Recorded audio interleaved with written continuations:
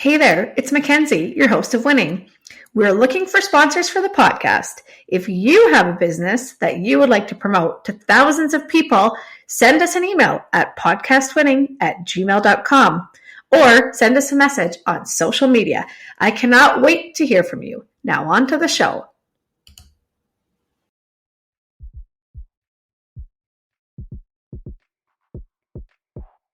Winning is your guide to making it in business. Join our award-winning host and entrepreneur, Mackenzie Kilshaw, and special guests in casual conversations that will educate and inspire you on your business journey.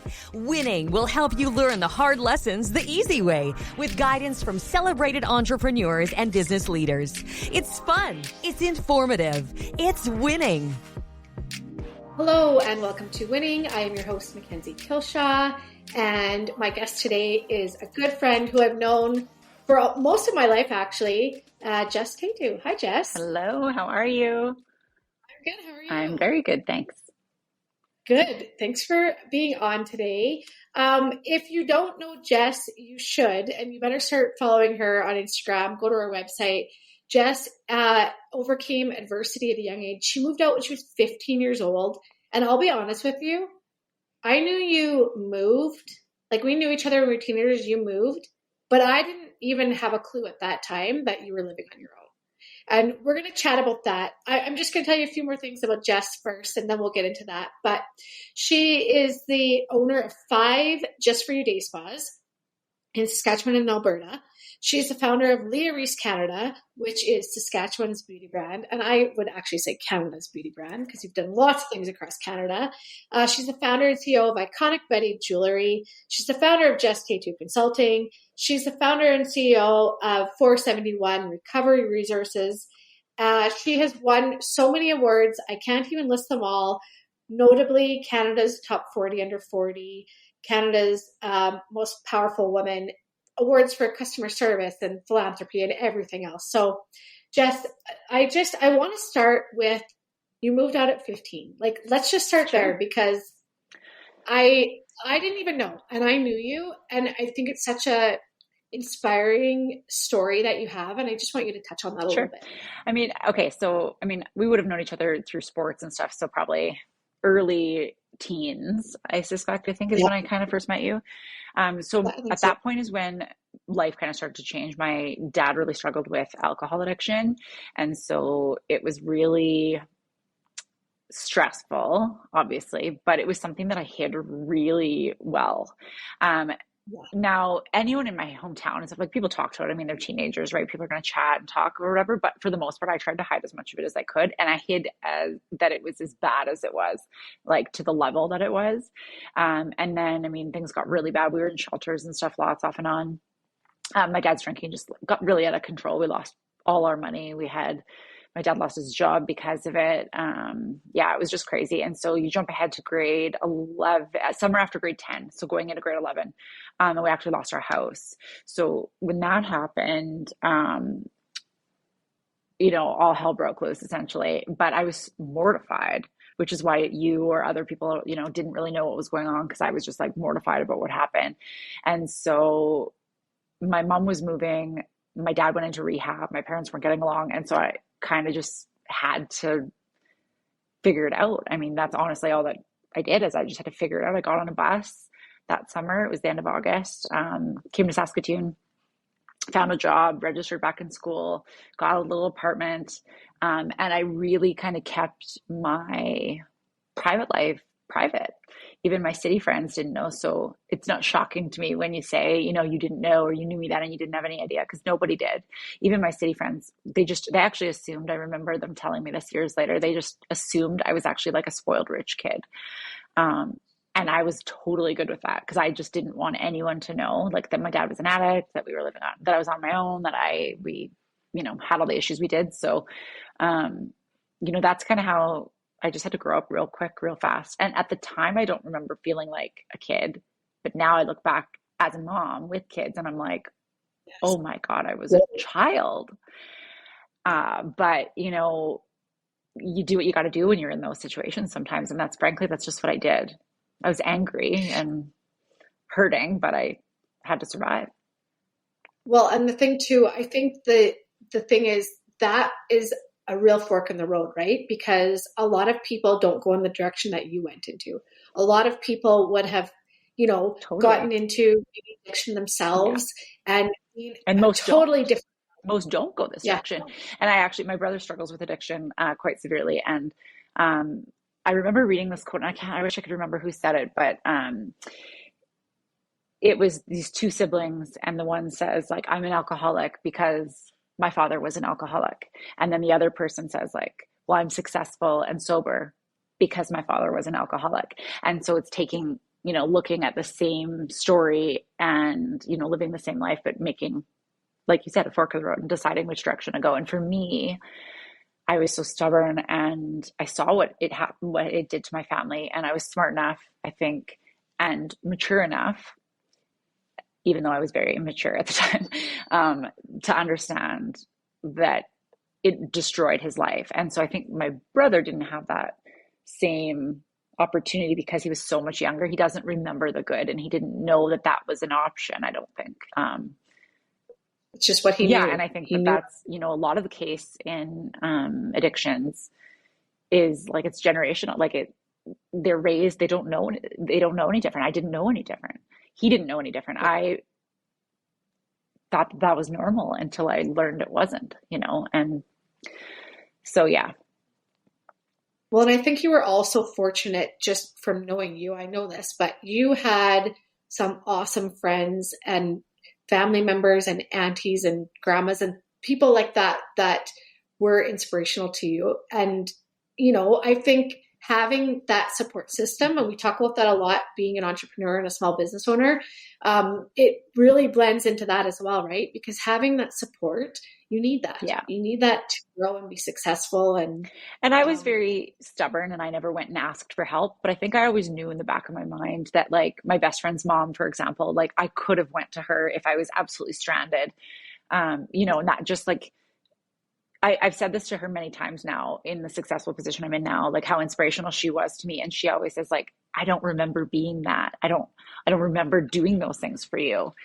But yet it was so grand to me, which just always, and I know you and I have talked about this before, but how it's just a reminder that you really don't know the impact that you have on someone else, because you just don't know that you're inspiring someone sometimes. You don't know who's watching. Exactly. You can say something or do something, and to you it's insignificant, but someone else that changes their life. Absolutely. Right? And I mean, you've traveled across Canada speaking to different groups on this. And just imagine like how much does that make your heart feel good to know that there's so many people, you spoke in front of a huge auditorium of people that you've helped, and like you don't even know. And right? I think that's honestly the reason why I do it. I never wanted to be a public speaker.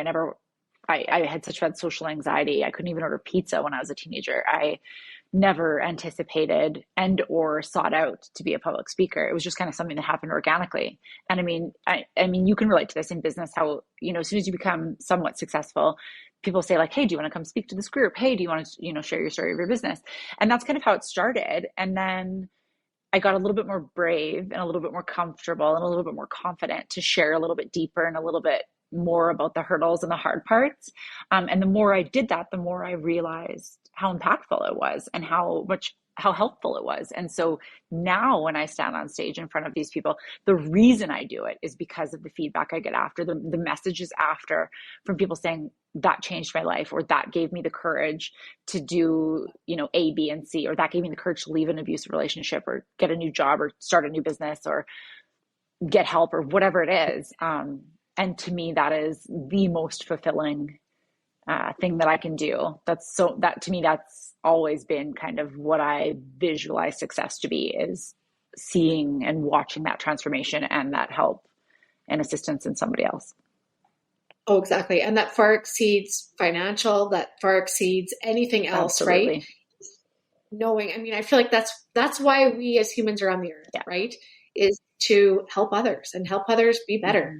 And just having you on here and sharing this, it's going to help somebody else, right? And that's really special. I hope so. And I think, you're from a small town as well. Coming from a small town sometimes, and I'm sure kind of similar to Craig in that regard, but you kind of feel like that's as far as you'll ever go. You're kind of taught in the community or in the society that, girls, you don't go far, you don't do much.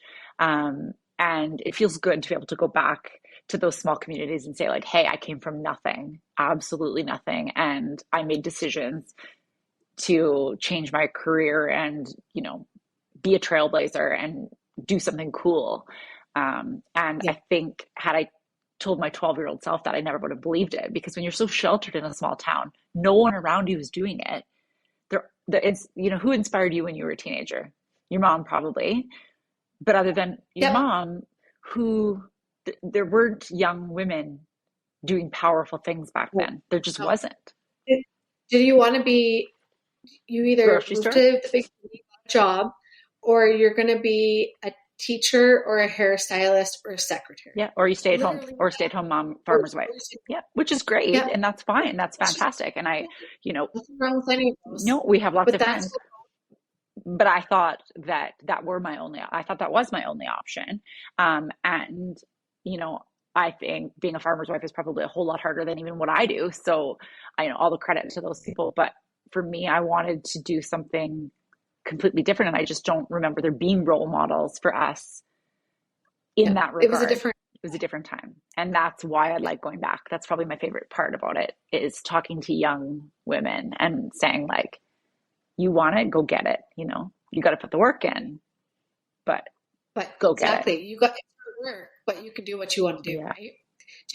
Did you have dreams like of having like a career, or was there something when you were young that you were like, I really want to do this when I get older? So it's really funny, actually. So my other best friend, Janelle, that you of course know too from back home, when we were like little kids, used to, I don't know if I've ever shared this story, actually. We used to tape record advertisements on a like old school tape recorder saying like, we'll come to your house and vacuum, we'll rake your lawn, because we were too scared to like actually phone people and say like, hey, my name's Jess, my name's Janelle, we want to do odd jobs, can you pay us? So we'd tape record it and then like hold the phone and play it, and then we'd get like little jobs around town, and we were like 7 and 8, 9 years old, and we'd make like $1 an hour and thought we were like rich, rolling in it. Yeah. But I remember like making a cute desk, and like we'd write out, like both of us had this like mindset that we wanted to kind of be, an entrepreneur before we understood what an entrepreneur was. And so there's things like that I did that are definite signs that this was going to be my future. But I always thought I'd maybe be a teacher, or I wanted to maybe be a lawyer. When things started to become rough in my family, I remember thinking like, a lawyer helps families. I don't know what I thought. Now I'm married to a lawyer, totally not what you thought. Which is why I don't do it anymore. But I was going into that, field. I wanted to be a paralegal first, and then I thought I'd be a lawyer, and it just wasn't what I thought it was. So, but yeah, there was lots of signs that someday I'd be an entrepreneur, but really by the time I was like 10 or 11, it became like survival, really. I don't remember thinking too far ahead, other than I remember always saying like, there's got to be more to life than this. Like I got to get away from this. Like I got to do something different. I need to get my education. I need to finish high school. I need to stay away from drugs and alcohol. And I need to do something. I just kind of always knew in my gut that I was meant for something more. I just didn't know exactly what that was.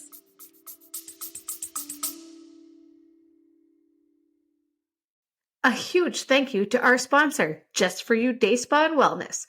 Just For You is Canada's premier day spa with 5 locations in Alberta and Saskatchewan. The award-winning luxury spa features Lia Reese cosmetics and iconic Betty jewelry that you can also purchase online. Visit www.justforyoudayspa.com to book your service or to purchase a gift card. So how do you go from getting on the bus, getting your own apartment when you're 15? I don't even know how you did that. You lie. I lied. You lied. Yeah. I said I was 18. Yeah. It was $365 a month rent. I remember. And I remember thinking that was thousands. Well, yeah, I mean, that's in the Hmm. 90s and you're 15. Yeah. $300, you're rich. Yeah. Like if you have $300 and you're Yeah. 15, you think rolling money. But how do you go from that to owning five spas and five companies? And I mean, I know there's many leaps and bounds, Yeah. but how did you started with So I one started working spa? at one, and it was just like a part-time position that I took while I was figuring out my life. I was leaving a very, very abusive relationship at the time. Um, which again, when you are raised in a home with addictions, typically you either follow suit as one yourself or you enter into a relationship with an addict. And that's exactly what I did because I didn't see red flags were normal for me. And so I ended up in that relationship and I was just trying to get out. So I just needed a job, frankly.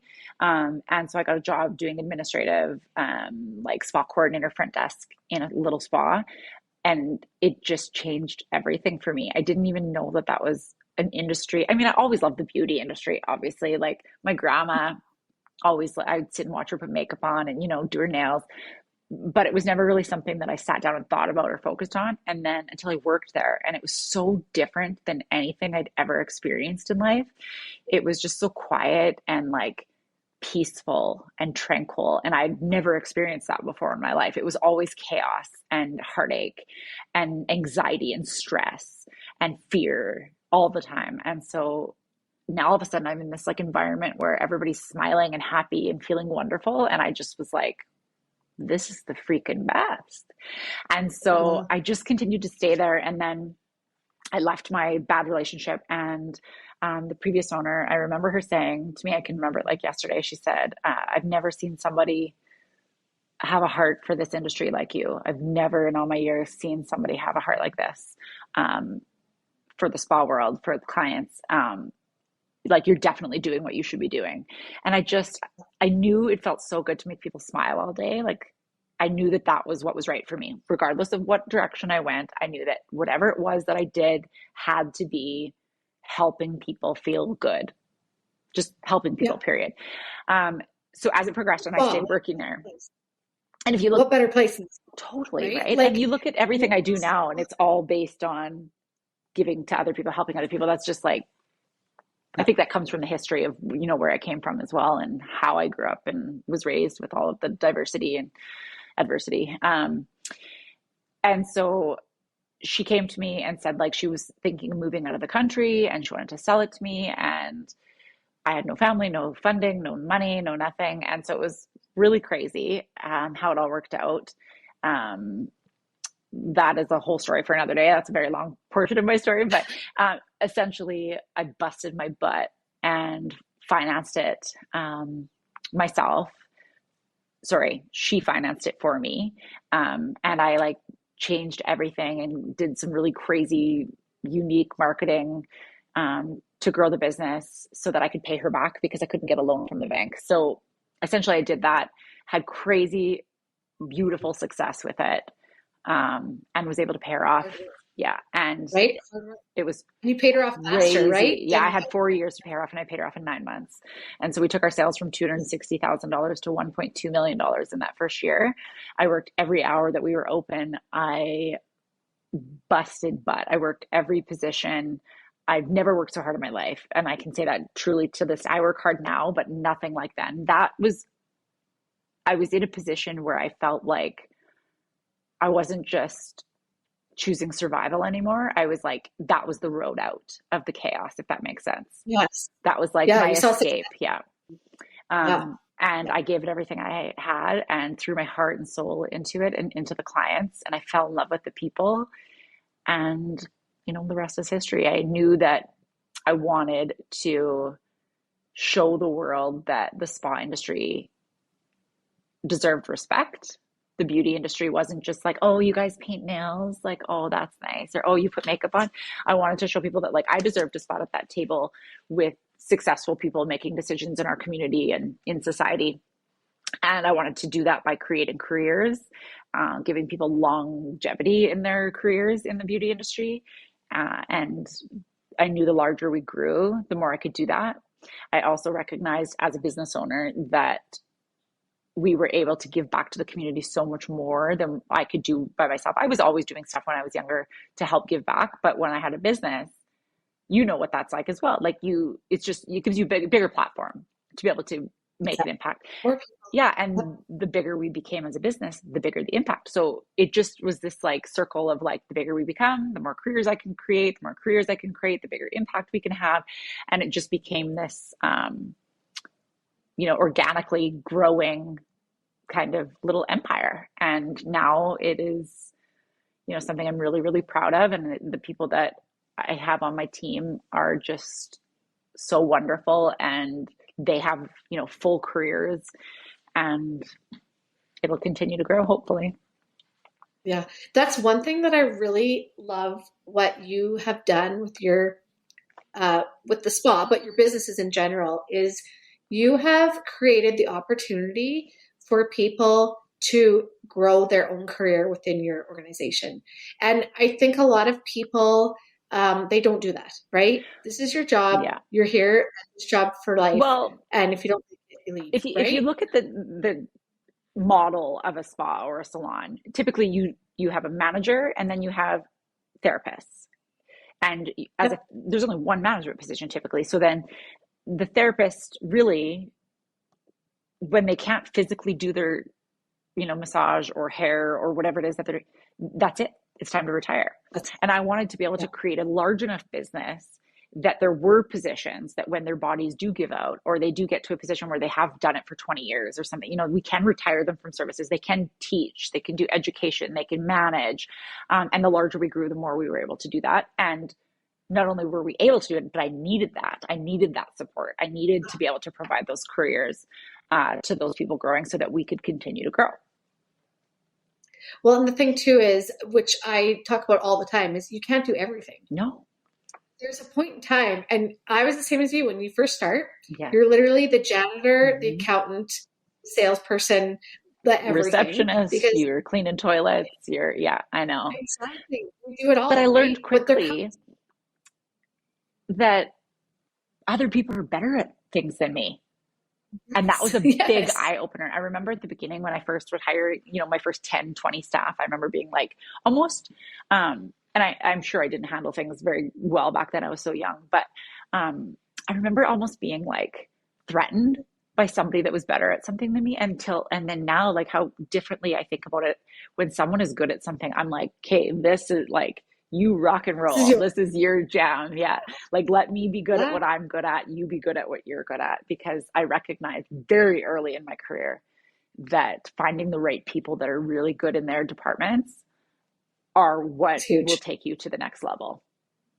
Exactly. If your team isn't with you, your business is not going to be. Yeah. And I can do 10 things half-assed, or I could do 2 things really well and hire the other 8 to do their things really well. Like I was doing my website. Sorry, go ahead. No, I was just going to say, and that's how you propel, right? Because if other people can do things better than you, let them do that. It might cost you more, right? It might cost you more money. But the value of my time, right? Exactly. What I was going to say, I did my website and it would take me 8 hours, and my web girl can like hammer it out in an hour. And I'm like, oh my God, like what was worth my 7 hours of time that I could have been doing something more profitable in my business? Exactly. Yeah. Exactly. And that's a lesson I wish I had learned earlier, but.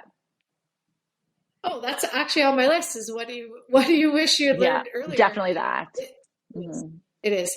That literally is some of the best advice. And almost everyone I talk to gives it, because if you're not good at something, why are you spending the time, money, energy, whatever you're not saving anything. You're really not saving anything. I think as entrepreneurs and business owners, we're so used to doing everything ourselves that I think we get to the point where we completely decrease our value, like our time, like, oh, well, I could save $100, but I don't think in my mind how that 6 hours is worth way more than $100, and it takes us the time of like, frankly, getting tired before we figure it out, sadly. So I always try to teach when I'm mentoring clients now and entrepreneurs, I always say like, it's not worth you taking 5 hours to do something. There's definitely ways to save, but that's not the way. And if you look at it as an investment into your Totally. business, you're getting that return. Yeah. It's not necessarily an expense. You're getting that return down the line. That's right. Right? It might cost you $100 today, but it might bring you $500 next And week. me right? not Like, being busy for that 5 hours it would have taken me, I might make $700. Right? yes. Okay. I have a question Yeah. here that I don't even have on my Sure. list, but I just need to know this. How do you have time for yourself? Because you're a wife, a mom of 3. I know that your nephew is a big part of your life, and he's 3 years old, which is like crazy town when they're little like that. You have multiple businesses, multiple. How do you not burn out? Like, what do you Sometimes do? I do. How do you? Sometimes I do. I mean, you've seen that as my friend. I think the biggest thing is really I've learned, and I would say I've really learned this since COVID hit, is organization, staying organized, and scheduling everything. So I follow my schedule so tightly that I am so much more productive that when I do have downtime, I actually use it to relax. yes. And so something that again, this is another tip I would tell, a newer entrepreneur is, and I'm sure you are guilty of this as well, because I think we all are as business owners. If my phone beeps or buzzes or something, I handle it right then. It doesn't matter what it is, but I'll take 10, 15 minutes, 20 minutes to deal with. And if I get 10 of those a day, I'm dealing with all those things. Now, what I've learned to do is I'll get them and I delegate it to a certain time in my schedule that I will handle. So for example, if it's to do with the spas, it gets delegated like tomorrow between 10 and 11 a.m. I'm handling all emails and items on the list for the spas. And if it's like about Iconic Betty, the jewelry, I'll say like, okay, Tuesday afternoon, it's not urgent. So Tuesday afternoon, I'll handle that. So because then when I sit down for my 10 to 11 to deal with spa stuff, I can hammer out 50 of those things in an hour because I'm already in the mindset of just focusing on the business. But if I deal with it every 10 minutes that my phone buzzes, all I do all day long is juggle 50 things. Organization has been hugely beneficial to my efficiency and productivity. I actually turned off my notifications. I have them off too. So I have to check to see if there's something there. I don't get a notification. And sometimes when I sit down for lunch or, if I have a minute, I'll look just to make sure it's nothing important. But I just leave things. And honestly, I got so much anxiety when I heard it started with emails. When I heard my email thing go, I literally got anxious. Yes, me too. I'm like, what kind of life am I? But if you organize yourself to check your email at a certain time, and then you're in the mindset that you're going to handle it. What happened for me is it was a big eye opener for me. I was in Disney World with my kids. My kids were, they weren't super young, but they were young enough that we were there on a family trip. My dad had just passed away. We had taken my brother with us there. We were having this really family time because we were with my dad in Disney World right before he died. And then, so that's where we went back after to have our time. Anyway, and while there, the business was broken into. And so I get a call. The rest of that trip is a complete blur to me. All I dealt with and thought about and focused on. And I remember sitting on the curb while my kids were in line to go to a ride and handling what I didn't need to handle. There was nothing I could do. There's nothing I could do. Somebody else could. It just was anxiety. And yes, I should have known about it, but I didn't need to know about it right then. And I certainly didn't need to be freaking out and panicking about it and dealing with all of these different things. I could have dealt with it when I got home. My team here had everything taken care of, but I focused so much on work that I don't even remember half of the trip. And that just to me was is such a sad, I look at the pictures and I'm like, oh, my kids were little and they were so cute. And I'm like, I missed so much and that'll never happen again. And do you handle it the best way possible also? Probably not. No, exactly. Do you when someone calls me and there's a problem and I'm in the grocery store line with my kids or my nephews with me and I'm like, okay, sorry, what? I'm not even in the right mindset to be handling that stressful situation the best way that possible. Today's episode is brought to you by 252 Boutique. 252 Boutique carries clothing and accessories for the everyday woman. Easy to wear items that will make you feel as great as you look. TFT empowers women of many sizes to feel beautiful and to add great quality and unique items to their closets. TFT is fun, casual, and fashion-focused. Find TFT at www.252boutique.com. That's www.twofiftytwoboutique.com. And, of course, on Facebook, Instagram, and Twitter. Use the code WINNING, that's WINNING, at the checkout to save 15% off of your next order. So now that you've got a large, you've got hundreds of employees now. 260-ish. 260? Okay, well, that's a lot of people.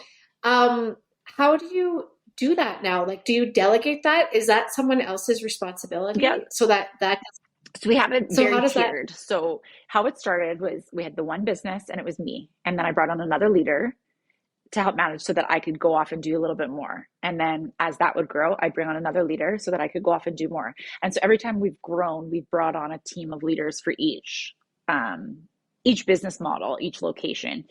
So there's leaders in each department in each location. And then there's a head leader for each that they all work together, and then they talk to the regional director, and then the regional director will contact me.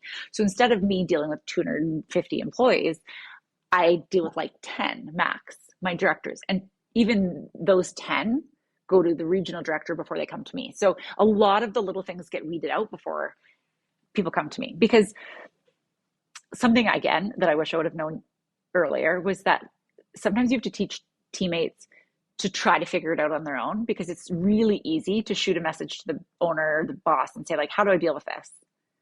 It's just faster. But in the long run, it's not helping them. So I'd always say, like, you know what? I'm going to let you try to figure this out. I'll correct you if you don't do it right. This isn't super important. I'll correct you if, there's any errors or anything, but I want you to try. And then they learn to problem solve without me. And I also believe that I have built the right people in the positions that I can trust, that they're going to make great decisions. Yeah, exactly. Yeah. Well, and you're helping your employees grow that way. And lots of times they know more than I do. Like lots of times I'm like, I'm not even sure how to handle that, because you deal with this all day, every day. I had a small staff, right? But I always would say to them, do what you think I would do.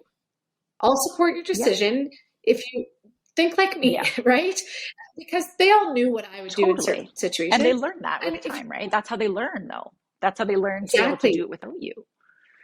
Exactly. And you can't be at your business every day, every hour. You certainly can't be at 5 locations. At the beginning, right? We try. And then we burn out. You do at the beginning. But there's a point in time where you have to give that power to them 100%. Because they have to be able to do it.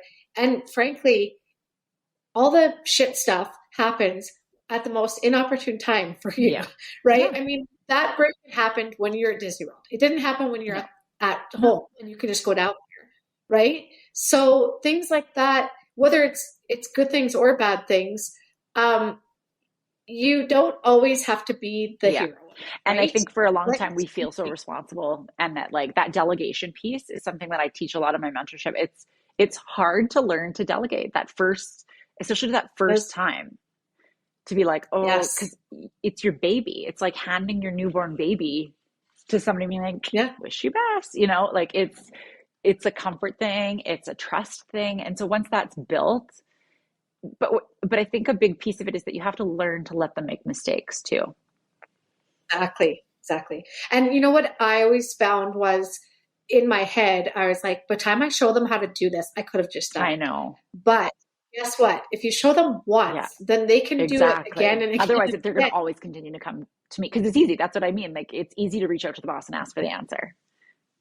Oh, right? 100%. And so even though I could say it's in the top drawer on the right, I'll say, like, I'm going to get you to take a look for yourself, see if you can find it. If you can't, reach out, follow up. But that's just learning to be a good leader. And it took me years to learn. I took everything so personal for the first few years, or the first, quite a few years. If somebody decided to move on or leave the business, I took it like as a personal heartache, like they were breaking up with me almost, and I had to learn Yes. to see teammates as their own people instead of teammates as my teammates. And the more I did that, the more I related to them, the more I wanted them to do well in their careers, and the better, more beautiful relationships were built from that. And so I've seen a lot of really wonderful teammates of mine go off and start their own businesses and do incredible. And it just is such a positive experience instead of getting super upset and rattled when somebody moves on. And that happened for so long at the beginning because I just took it so personally. I didn't know that it wasn't personal back then. Yeah. And I think that the problem that a lot of us have as entrepreneurs is that your identity is your business. Yeah. So that is your identity. When someone doesn't want to work for you, you're like, oh, you don't want to work for, like, it's my baby. That's right. You take it so personally, and it has nothing to do with us. Sometimes it's just not the right, fit or whatever. And that was something I wish I would have learned sooner, because I don't think I was a great boss in the beginning. I really don't. I don't think I was a good leader. I think I had a lot of things I could have done better, a lot of situations I could have handled better. And it takes me to be in a position that I feel confident now to be able to look back and say that. I couldn't have said that 10 years ago. Yeah. I was almost a little opposite of that, because the job that I had before I opened my own business, I had the manager from hell who took credit for everything. So you went the opposite way. And so I was the opposite way, where I'm never going to be like that. I'm going to be the one that lets them do whatever they want, and and is appreciative, and is, and that also backfired on me. Because it bites you in the butt when there's no leadership and no rules, right? I did that too. Well, and I was a friend as opposed to the owner business, the leader. So I think for the younger people on my team, it was great because they didn't know anything else. But I think that a lot of times I got taken advantage of, which also is my own fault, right? But it was, I had to instill rules in my business. But you had to learn. You had to learn to make those rules, right? That's what I mean. Like, looking back, exactly, I'd go back and say, don't be super lenient, but also don't take it all so personal, and don't be so strict. Like, find that, and now with just experience, I've learned that. But I mean, I look back a lot. People often ask, do you have any regrets, or do you? And of course I do. Of course I wish I could go back and change how I handled things, because any new entrepreneur that says that they don't make mistakes constantly are lying. Exactly.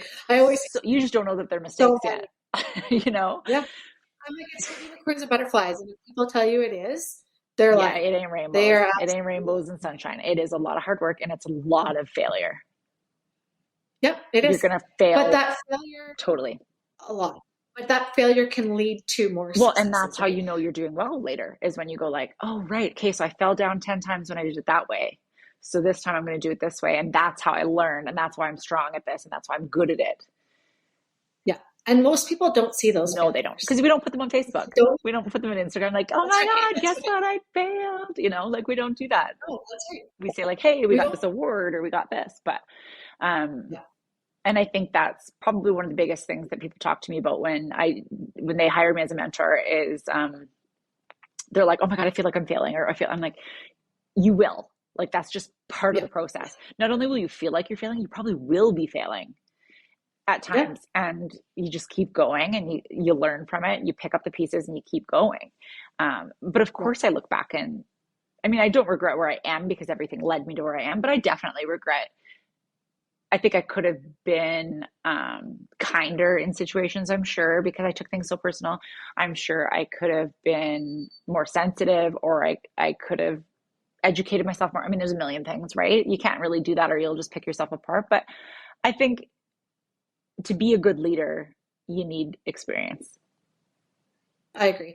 And advice like this, right? Because I needed to learn the hard way how that felt, how awful it felt when I had a bad, bad communication or poor communication with someone. I needed to know what that felt like so that I don't want to feel that way again. And that the next time I have to communicate, I'm going to do it so much better.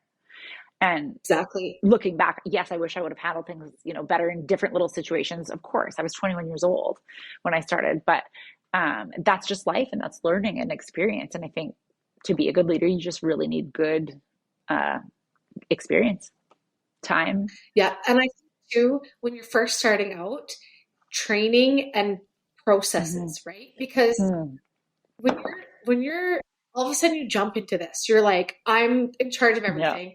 I'm the leader. I'm the salesperson. I'm everything. If you just throw things out there and hope that they work, it's not going to happen, right? You need, I've been going to your spa for a long time. It's one of the things that I do to have that me time, right? Like that's one of my things for myself that I'm like, no, I'm scheduling this facial or body treatment, whatever it is. But the training that you have done for your team, I mean, I always laugh, and I know I've said this to you before, like I could now do like the facial because I've had so many, but it doesn't matter who I see. It doesn't matter if I go to Regina or wherever it is, it's the same. Yeah. And that's training and processes. Yeah. And that's which makes your brand. Right? When you want to have a brand, what level do you want to, how do you want to represent your business, and what level do you want to be at? Do you want to be luxury? Do you want to be quick and fast and cheap?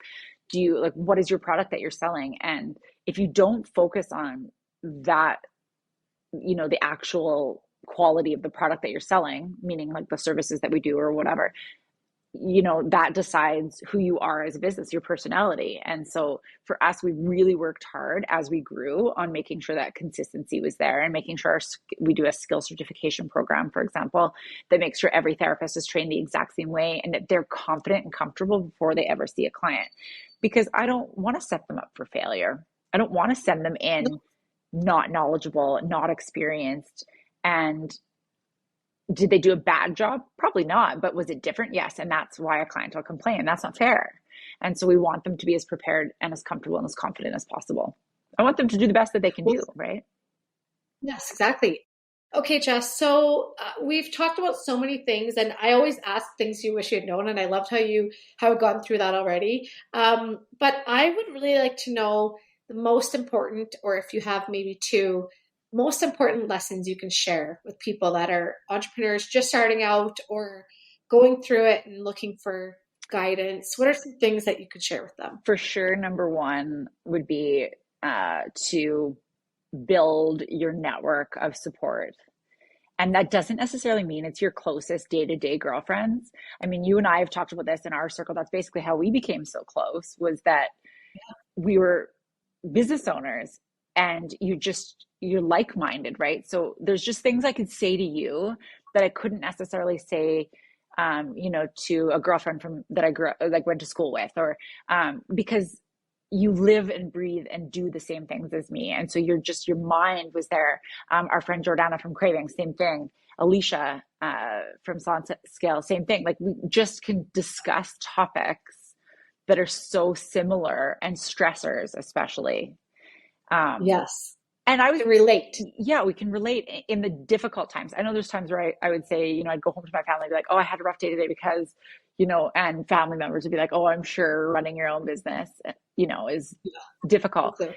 There's different, it's a different type of stress and a different type of anxiety. And I think someone that's in the same position with you just gets it, or they can relate in a way that I don't know how many times you'd say, what I did is this is how I handled that type of situation. Or, your other friend would jump in and say oh, I had a customer like that. This is how I handled it. So just experience, right? And growing that network was probably my biggest key to success, is having that supportive, like-minded group.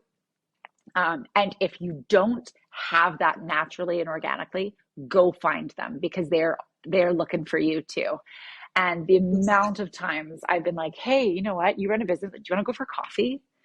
And now we're great friends. That's how Jordan and I became good friends. Our kids went to school together. We both owned businesses, and we're like, hey, you want to go grab a coffee? And you realize how much support you can be to each other. So that's probably number one. Number two, I would say, don't sweat the small stuff. I used to get so worked up about the tiniest little things, and I didn't realize that it's okay to fail.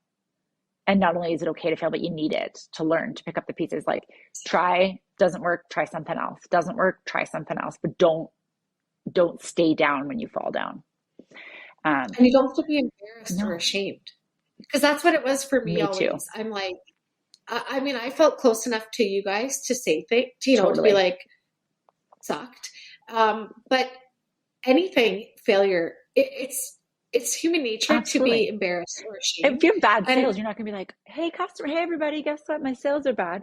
But you're going to call me and say like, hey, what the hell? Like, my sales were crappy today. I don't know what's going on. And, you know, learning that that's okay. You're going to have those days. And me saying, yeah, I know I had a week like that last week too. Or learning that, you know, the little things like that, you know, the amount of time and effort and energy and emotion that we spend on those things. Like, do you think back to the first year that you had your business and the things that made you cry? Like, now I'd be like, it'd be 2 seconds and dealt with, right? Exactly. And that is what I try to teach younger entrepreneurs, or new. And when I say younger, I don't mean age. I mean like new to entrepreneurship. Like, those little things, don't stress about it, because they're not going to be problems for long. Well, and if you don't remember it tomorrow, it doesn't matter, right? Like, if it's something that's so insignificant that isn't even a thing, it doesn't matter, right? And write it down if you need to. Write down all the things that are stressing you out, and then put them away. And then I want you to look at it again in a couple of weeks, and guaranteed most of the items on that list, you're gonna be like, oh yeah, that all worked out. And so teaching yourself that like things always just work. They will work out, because you keep working for it. You can't just ignore them. But I really wish someone could have told me not to sweat the small stuff so much, because I spent so much emotion and time on things that worked out just fine. Worrying only brings you worry. Yeah. It does not, there's nothing productive from worrying. And then you puts you in totally, and you second guess everything that you do, because you're like, oh, you know, you're in that. Yeah. So that would be my number 2 is not being so hard on myself. That it's okay to make mistakes. Yeah. That's a hard lesson. And then number 3 would be network. Build your network, reach out to other business owners, collaborate, talk to other business owners. They will be your biggest supporters. And when you need them, they will be there. Yep. You know, those relationships are game changers. Yeah. And you don't even realize that those people are there for you until you need them. That's right. I think COVID really was an eye-opener for that, because we were all going through the same things. I mean, you literally had to close your doors one day and you did not know what was going to happen. That's right. But all of us were in the same position. But even like when you're wanting to get recognized, or you're like, oh, nobody knows my business exists. Well, reach out and make connections. You've got to do the work. Don't just sit and wait for them to come to you. Get your butt to those events. Like, shake hands, meet people, introduce yourselves. Like, I don't know how many times you and I were at events, like shaking hands, like, hi, nice to meet you. My name is Mackenzie. Hi, my name's Jess. Nice to meet you. I own just for you. Oh, I own, you know, and I mean, we did that thousands of times, to the point that if we walked into a business event now, it's like, oh, hey, like, we know everybody, because we built that network. And when someone thinks of like, oh, I should maybe get a gift card to a spa, they'll be like, oh, Jess. I know Jess. I'll just go to her. Like, oh, I need a dress from, you know, I'd be like, oh, I need a dress for this event. Well, I'll just call Mackenzie, because you were in my network. And so those are my three biggest keys, I think. And the business world is actually smaller than you think. Totally it is. Right? It really is. You never know what those connections, what doors those open for you, or down the line, how that maybe you have a partnership with someone, or you collaborate on something. And don't be afraid to reach out. Like, exactly. And it starts with a hello. Yeah. And we get it, because we had to do it too. So when someone calls and says like, hey, Jess, I'd love to just like bring you a coffee sometime and chat. I'm like, absolutely. Because I was that person. Yeah. You know, and it's hard work, right? It's hard work, and it's being out there, putting yourself out there. I mean, you and I are extroverts. It's not hard for us to talk to people. A lot of people aren't, but you have to push yourself. I never used to be. I couldn't, like I said, I couldn't even order pizza. It was working in the spot and getting comfortable and realizing that like what I had to say mattered, and that my voice was like valued, that changed things for me. One thing I forgot to mention that I think is really important too, and I know you'll agree with me on this, number 4 would be community involvement. 100%. Especially, like, I don't care what business you're in, I don't care what you're doing. If you do not support your community, you can't expect your community to support your business. It's a huge, huge piece. And I think for you and I, and our circle of our network of business friends, we all have that same like-minded mindset. So it wasn't, I can't say it was easier for us to network, but it came more natural because we put ourselves in those positions. And I think some people just don't make that effort to give back. They're like, oh no, I have to keep every dollar I make. And it's not just about money. It's I was going to say, it can be time. It's just simply saying like, hey, customers, you guys want to bring in a winter jacket to donate to, the shelters? That would be helpful. Like that doesn't cost me time or money. And I think it is for the right reasons, but it also then in turn supports you back as an entrepreneur and supports your business because people want to help people who are kind and loving and giving. Exactly. And the better our community is, the better we all. That's right. Yeah. Right. Yeah. So and if my community fails, where does that leave my business? Well, that's the thing. Yeah. And if there's no one in the community able, you don't have a business. And if people are like, right? I don't know anything about either of these spas, but one really gives back to the community and does these great things. Like I would hope that they'd look at that and go like, well, my contribution is going to help make a bigger contribution. And that again is me being able to reach customers to continue to make that larger impact. Yeah, exactly. And it's just helping people, right? We talked about that earlier. Yeah. It's when you give a hand up, everyone wins. And you never know the impact you're having on someone's life. You could be completely changing the trajectory of their life just by the way that you're treating them, the way that you're good or bad. That's why I always say to keep it positive. Yeah, exactly. It's as much, I read something the other day, physically, it's as much energy to be miserable as it is to be happy. So you choose every day what you get to be. Right? So if you choose the positive and the happy side, I can guarantee you things are going to come out better. And don't justify someone's poor behavior by responding with poor behavior. Now you're just as guilty as they are. Well, exactly. You don't know what's farther down the hole of the lady at the grocery store that yells at the, attendant.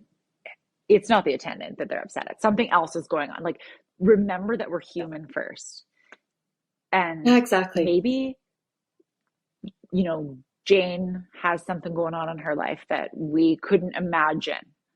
And just remember that we're humans first, and chances are just don't be so quick to judge, I guess, is the best way to explain that. Yep. No, that's great advice. Yeah. You never know what somebody else is going through, right? I mean, look at me. I knew you since we were probably 11 or 12 years old, and I never knew. I never knew those things until we were adults, really. So you don't, and I mean, I guess we were kids, but you don't see things when you're a child as you do as an adult, but we get so busy in our own worlds too. Sometimes it's easy to not see what's going on in other people's lives, right?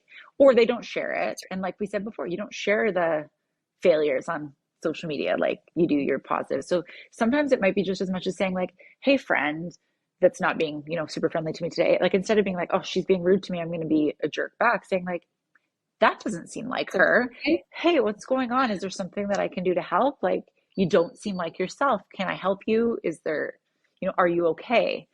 Can go a long way. And we've all been there. Yeah, we've all had those moments. That was always to my thoughts and beliefs when you had a difficult customer. Yeah. Always. Right? I got yelled. I think in my it's not about the 8 genes, years of having, it's not the genes. No. I think I only had a handful of times when I was like, oh, like what the hell just happened? But I always came at it with like, I'm really sorry you feel this way, because I'm still sorry that you're upset and yelling and you're crying over a pair of jeans. Like I still feel terrible that you feel terrible. Yes, exactly. But there's always something more, right? And I think totally that's good business advice and good life advice. Exactly. Yeah. So Jess, where can people find you? I know that you have an awesome Instagram account, but where, website, Instagram, people that want to learn more about you, where can they So go? my website is jesstetu.com, JESSTETU.com. From there, you can link to everything that I do. I know I have a million different facets of business. Day to day, I'm here at Just For You Day Spa on 33rd in Quebec and Saskatoon. That's where my head office is for now. We're expanding to Calgary this winter, so hopefully you'll catch me there sometimes as well. We've expanded in Regina, so sometimes you'll catch me there. But for the most part, anyone who wants to reach out can always shoot me a message on Instagram or just email me or go to my website or ask at any of the spas because I'm always around. So. And I can tell you, Jess will actually respond to your message. Might take me a few days, but I will. She'll get to it Tuesday from 10 to 11 when she exactly. It goes into my calendar, goes into my schedule. I love it. I absolutely love it. Thank you, Jess. I appreciate this. I mean, you know, I love you, but I appreciate this so much. Thank you all for listening. I'm going to have Jess on our social media too. So if you want to follow her on Instagram, you can click there. Thanks everybody for listening, and we will see you on the next episode. Thanks for listening to Winning. Be sure to subscribe to get all of our new episodes. If you enjoyed this episode and you'd like to help support the podcast, please share it with others. Post about it on social media and leave a rating and review wherever you listen to Winning. To catch all of the latest from us, you can follow Winning Podcast on Instagram at winning_podcast, Facebook at Winning Podcast, and on Twitter at Winning Pod. Winning was created and is produced by me, Mackenzie Kilshaw. Music created by Summer Furby. Editing by Seth Armstrong. Special thanks to Shauna Foster for voicing our opening. And of course, a huge thank you to this episode's guest. Thanks again for listening, and I'll see you on the next episode.